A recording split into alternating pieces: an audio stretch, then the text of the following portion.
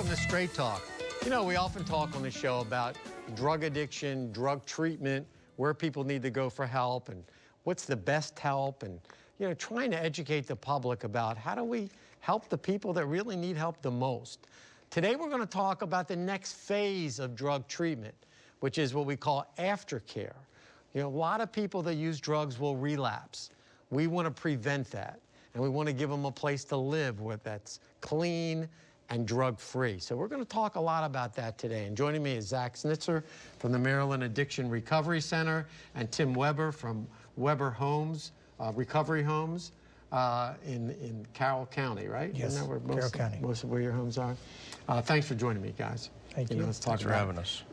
Let's talk a little bit about, you know, a lot of people always say, well, you know, he went to treatment and he relapsed, and he went to treatment and he relapsed. But, I mean, treatment is a process, isn't it? I mean, people relapse, it happens. Yeah, absolutely. A lot of times it doesn't have to be that way, but with addiction, a lot of times you will see relapses occur. I'm sure Tim can mention that as well, but you see a lot of people that will go into a number of different levels of care, whether it's an inpatient for 30 days, whether it's an outpatient, but kind of on that path, relapse does occur regularly. So one of the things that we're trying to talk about is how do we set people up for the best possible recovery options? And a lot of that is after primary treatment or primary inpatient treatment, kind of aftercare, like continuing care, intensive outpatient, recovery homes, and sober living homes. Yeah, I want to definitely get into the homes, but people need to understand, and I think people think that, well, if I send them to a 28-day program, then that's it. You know, we don't have to, you know, we've done our job and we're done. And then when they come home, they go back to the same house, same neighborhood, same environment, and then they end up using it again. And you think you want something better for them. Right. One of the sayings in recovery is you only have to change one thing, and that's everything.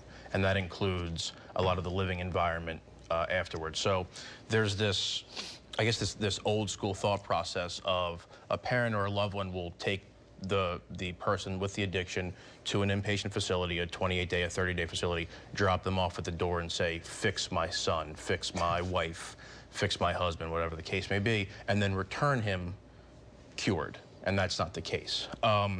So 30-day primary treatment is great. It's more of an acute model. It is the first stage in getting someone into recovery for long-term recovery.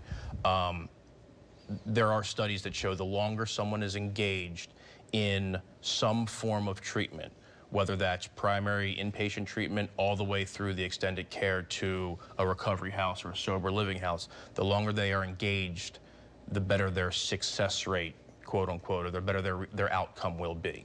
And that's what we want to do. We're trying to bring a continuum of care from the initial someone enters an inpatient facility all the way to a year or two later where they are finally ready to leave a recovery house, a structured living environment, and then live on their own and kind of re-enter the real world as it is on their own, just kind of in recovery. And in the old days, that might have been called a halfway house. And it's sometimes but still now is. It's changed, and Tim, you run, you know, recovery houses, which seems to be one of the fastest growing areas because so many people need a place to live after their treatment. Yeah. That's clean. What is a sober house? Let's just start at the beginning. A sober house is a place that you go after treatment. And it doesn't have to be after treatment. Somebody could come out of jail, and come into the sober house. And for instance, my houses, we have nightly alcohol tests, so they have to blow in an alcohol machine. There's a curfew. They have to get a job. They have to go to 12-step meetings. They have to be active in recovery. We do random drug tests, and a lot of drug tests goes on at the house. And it's just a place to be held accountable and get them, like Zach was saying, engaged in the community of recovery. And for me, it saved my life. I mean, I just celebrated 11 years of being clean and sober. And thank you. And I know that coming from detox, going into a sober house is what finally did it. I mean, ultimately, I was in about 18 rehabs. And finally, in 2003, I ended up listening to people that are in a place like Zach's that told me I needed to do some continuing things, and I finally did that. So the concept of the recovery house, because again, it used to be the halfway house, it's not a treatment center. No, it's not a treatment. There's no counseling. There's no, we don't even, people don't come to our house on Suboxone or methadone or anything like that. They come there fully out of treatment, ready to get involved in recovery. We have house managers in the house, and there's an active, you know, we keep an eye on the curfew and different things like that. I actually have drug dogs even come through the house just to keep it safe, you know. And that's more of a deterrent. They've never found them in there, the dogs haven't, but it's a good deterrent to have it. So it's a different than like a second stage of treatment, so to speak. It's just a place to come, and the big thing is the camaraderie that they have of people in recovery. And in my houses, for instance, I have 2, and we have 14 guys between the 2 houses, so there's 7 in each house. Probably 11 of them, 10 of them are 18 to 23, 24 years old, which is... And they need a place to live. Yeah, and because their have a parents place. aren't letting them Right, come they back don't have a like place to before. go. Yeah. So they'll come Yeah. to you. Yeah. And I'd say that's one of the things you see in treatment across the board is that young adult population, that 18 to 28, 18 to 35 is really the majority of people that are really receiving treatment now. A lot of those people, or a lot of those kids really have that failure to launch. They don't really know how to live on their own. Studies also show that the community, whether it's a 12-step community or just a sober community, recovery community, is so vitally important. So the sober homes kind of play 2 roles in that. It allows young people to learn life skills while also being surrounded by a community that supports them. And when they come in, is there rent? How do they? Yeah, they have to pay rent when they come in. We have programs like people that come that don't have money, or they get like a 2-week scholarship until they start working. But that's the big thing. Probably one of the most important things I did early on in recovery was pay that weekly sober home rent when I got clean and sober. So yeah, the parents can't pay it for them. They have to do it themselves. Obviously, they need help in the initial stages of getting in, but once they get there, they have to work, pay their own rent, and get their own food. And some of them don't even know how to wash clothes. I mean, so it's a whole learning process of I like that failure to launch. That's and so it's neat to watch the growth from not just not being a drug addict and alcoholic and hopefully clearing that part of their life up, but just growing up and doing things that they've never done before, which I did at 37. Some of these guys are doing it, Yeah, you know. it starts over. All right, Yeah. well, this is a good start. We're going to keep talking. I want to hear more about recovery houses, where they are in the communities, and also how they link in with your program. We're talking with Zach Snitzer and Tim Weber about addiction treatment, aftercare, recovery houses, all the information you need to know to help some people. So when we come back to Straight Talk, we're going to keep talking. We'll be right back. Hi, welcome back to Straight Talk. We're talking about what happens after somebody goes into treatment for drug and alcohol abuse. Where do they go? What if they have no place to live? What's the next step to prevent them from relapsing? And we're talking with Zach Snitzer from Maryland Addiction Recovery Center and Tim Weber from Weber Sober Homes. And we're learning all about a kind of a new thing I think most of you may not even know about, which are the concept of sober homes, you know, recovery homes. You may see them pop up in your neighborhood, you know, and I think what we're trying to do is let you know it's okay, you know, because they are everywhere. I mean, they're opening up all over, you know, then all over the place. Now, you know, you guys in Maryland Addiction Recovery, you're an intensive outpatient. Right. Okay? Meaning they don't live there. Correct. But you now are going to open up a recovery house where they can live and then come to your place for treatment? Correct. Well, what we are doing in the first of the year is opening what will be called a PHP, which stands for partial hospitalization. Layman terms, it's basically full day treatment. So it's really similar to an intensive outpatient, an IOP. It's just from about 9 to 5, 8 to 5. We've also purchased a home that will then be a community living. So it will be staffed 24 hours a day. A little bit different than a recovery home. It doesn't have house managers. Usually those are just people in long-term recovery that have been living at a sober home. These are actually staff members that are kind of an extension of the clinical staff. So it really gives you more of an affordable option for continuing care, or for rather than a 30-day inpatient, because obviously, as we all know, inpatient treatment can be very expensive. Very expensive and very difficult, but I think the one thing I guess we can all agree on is the fact that, you said it earlier, the longer we can keep somebody in treatment, the better shot we have of giving them a chance and not having them continually relapse, you know, which drains the money from the family. It makes them angry. They don't want anything to do with them anymore because they're tired of this cycle of relapse and relapse, you know, and trying to keep them longer. And this is a way of keeping them. Tim, are there the length of time, what's the average that someone might stay in a recovery home? Well, what I always suggest when they're getting there to stay 6 months, a minimum of 6 months. Hopefully they stay longer. I stayed 6 months, so that's kind of where but there's no time limit. There's no time. I have guys that have stayed there for 18 months, and I even have, about 18 months is about the longest. But they were ready. I try to tell them that when it's time for them to move on, it'll be time to move on. They'll know the door will open up. So there's no, and the average cost for these? 130 to 150 a week, you know, depending on how, you know, what you do. Like, for instance, at my house, I do lab testing where not insurance-based, where I actually cover the cost through what they pay coming in. So it's, what that helps me do is because after guys have been there for 30 days, they can leave on a pass. And what will happen at a lot of sober houses is people leave on pass and they think, well, as long as I'm not doing heroin, I could drink on the weekend while I'm away on pass. And since I'm not blowing in the machine through the weekend, I can come back and nobody will ever know the difference. Well, now I test when they come back on Monday, and it tests 80 hours out. So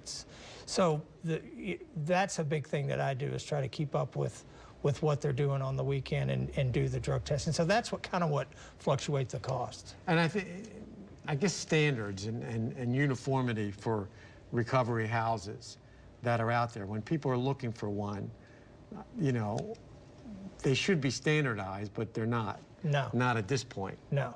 Good, I'm sure the government eventually will step in, you know, especially if there's any money to be made, you know, and they will step in to regulate. But in the meantime, if people are looking for a recovery house or a place to go, they need to look for the things you're talking about. Yes. In order to be a better quality. If they're not doing testing and monitoring, you don't want your whoever to go in there. No. There's I know a lot there are of places that are not in it for the right reasons. I'll just put it that way. But if you're looking for a place, look them up, go there, talk to the people that are involved. And in my opinion, the people that are involved with it should be people that are in recovery, that have been through that process. Not necessarily they have to have been through a sober house like I did. That's what made me want to do it, is I went through one.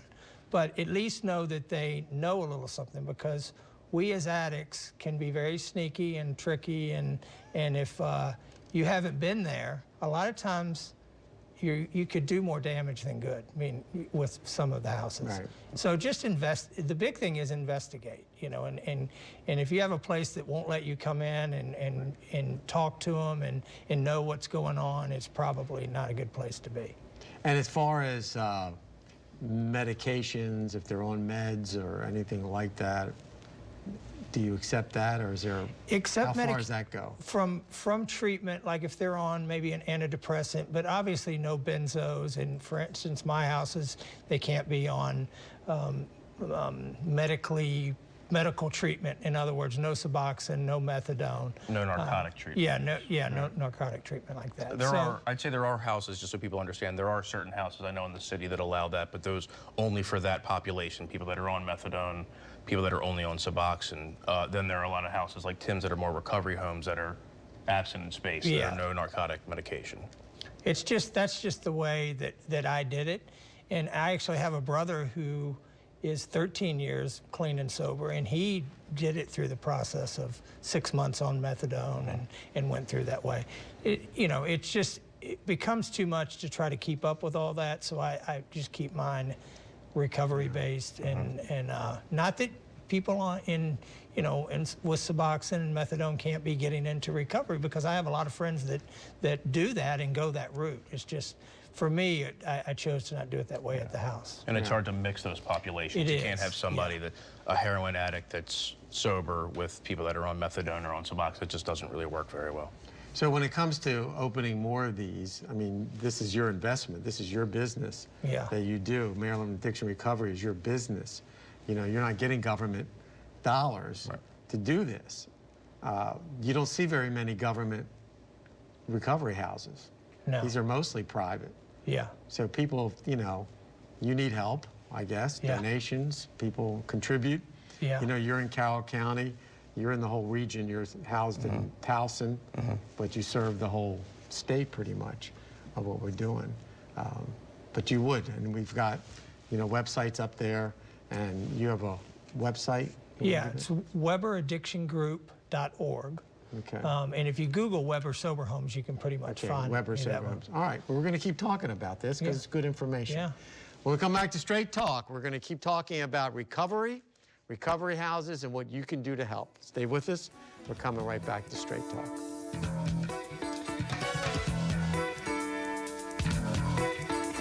Hi, welcome back to Straight Talk. We're talking with Zach Snitzer and Tim Weber about recovery, where to go, how do we prevent people that we care about, who we spend time and money to get them into drug treatment, so that they don't relapse and end up back again. And we know this cycle happens because it's the process of treatment. It just happens. But we now have some resources, and we're talking, about what those resources are. Zach, explain intensive outpatient. We know about inpatient. We know when you put somebody, you call it IOP a couple of times. Intensive outpatient. How much treatment is there? IOP is there's different levels of treatment that the state regulates, so it basically depends on hours. So for our program, somebody that we have both evening and morning programs. Someone that comes in the morning would be coming to group treatment 4 days a week for 3 hours each group. They would also then get individual sessions with a master's level therapist at least once a week, as well as a family session at least once a week. They would also, if necessary, if it's somebody coming off of heroin or opiates, and they're kind of going through a Suboxone detox, they would also see our doctor. So you're looking at about 15 to 16 hours a week for the intensive outpatient, at which point we would then, after a certain level of time, decrease them to more of an outpatient level, which is less hours a week. But even that 15 hours, that doesn't include going to AA meetings, NA meetings, on top of it. No. And if you think of a residential, it's probably as much treatment as you would get if you went to a residential program in a day. Because it's close, because right? other, you got meals in residential, and you've got cleaning, and you've got other stuff to make the day. But that's really, and this way it's cheaper, and It's they more live affordable. either at a recovery home, or they can live at their own home, and come to you. And you have a day and night. Yeah, we have a day program and a night program, and we have an adolescent program, an after-school program as well, which is less hours. The state regulates less hours for adolescents. Right. And that's called intensive outpatient. That's called intensive outpatient, or IOP. Yeah. That's really cool, because cost-wise, it's probably... It's more affordable. For our program, we take private commercial insurance. We're out of network, but a lot of people that have insurance can cover either all or some of the costs. It makes it more affordable. It's certainly not $30,000 for 30 days. And one of the things that we try to do for our program is work with recovery home operators like Tim and people that are going to see individual therapists. We try to bring a comprehensive approach to it, because you mentioned relapsing. One of the issues is a lot of people will come out for 30 days and say, I don't need to go to a recovery home, or I don't need to continue care. I've gotten all the treatment that I need. And then you see relapses. Then you see families that are angry. They don't want to pay any more money because they've paid so much after these 30-day programs, these 30-day programs. One of the things that we do is we try to bring the families in. We try to explain to them we want to engage them in treatment as long as possible, and depending on the situation, we work with Tim. We've had a number of patients that have lived in Tim's houses. We try to work with halfway house or recovery home operators. We try to work with individual therapists to engage them as long as possible. We want to give them the best opportunity for long-term recovery, for long-term success. We don't want people to continue to relapse. Right. And the best way to do that is really try to educate family members that the longer someone is engaged, so for an addict, it sounds scary, a year of different levels of treatment, but that's going to give you 20, 30, 40, a lifetime, you know, however many years of recovery, as opposed to continually going in and out of 30-day places. We've had a lot of people that go to high-end facilities, and after a while their parents won't pay. Now we're going to free state-run facilities. We want to try to nip that in the bud, give them as best quality treatment as we can, as long as possible, and work with local operators of halfway houses and therapists and even inpatient. We get a lot of, you know, patients for continuing care as an IOP, as a step-down model. We're trying to create a community of recovery here through treatment as well as recovery. Yeah. And it sounds, again, keep people in treatment as long as we can, whether it's in the IOP or whether into a recovery house. Now, Tim, you were talking about some of the rules and the regulations, and you're doing drug testing and breath testing, and they got to have a job and all that kind of stuff. What about meetings, AA meetings, NA meetings, or treatment? How do you monitor that as well? Yeah. If they come in and they're in a program like marijuana addiction recovery, then obviously they go do that. Right. But they also still have to do the meetings. We do 90 and 90 when they come in. They need to do 90 meetings in 90 days. When they're in outpatient, we kind of work with some of that because it can be kind of tough with work, outpatient, and doing that.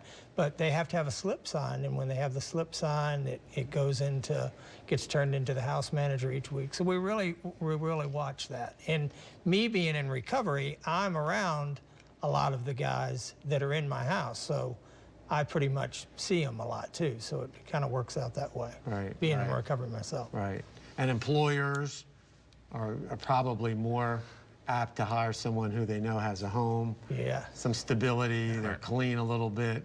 You know, they're going to be not as high risk. Right. Yeah. When they know they've got something. You know, and a lot of these, like you said, Zach, before, about families being frustrated or broke. And they don't, they don't want them in that. They can't live that way. They've been through this, and we understand that. Yeah. You know. Absolutely. People don't understand that. I mean, and we talk about it all the time. Addiction is a disease. If you have a disease like cancer, you're going to do everything that you can, everything that people, the doctors, if you're going to Hopkins, are telling you to do. Addiction is looked a little bit differently than that, unfortunately. So what we're trying to do is kind of educate. This is what's necessary. This is the treatment that you need. These are the behavior, you know, the outside influences like sober homes and the rules and regulations that are going on there, you know. And it doesn't sound fun. I'm in recovery, Tim's in recovery. We've both gone through it. Right. But the people that you see that have, a lot of people that you see that have long-term sustainable recovery have gone through this process. Yeah. And that's the point, you know, and that's what we're trying to get out today. And I appreciate you guys being on the show, but treatment is it's a process. And it doesn't stop. So everyone out there, you know, we're trying to get the word out that treatment is a process. It isn't, you don't fix it in 30 days. You don't fix it in, 60 days.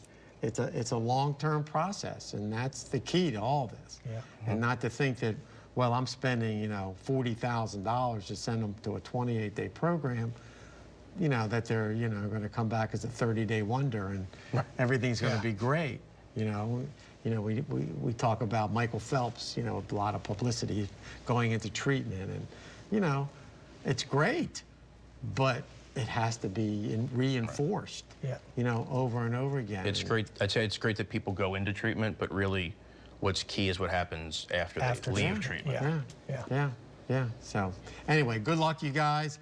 Zach Snitzer from Maryland Addiction Recovery, Tim Weber from Weber Recovery Homes. If you need them, look them up. Let's get some people help us out there. So thanks a lot, you guys. Thank you for watching Straight Talk, and we're going to see you next time.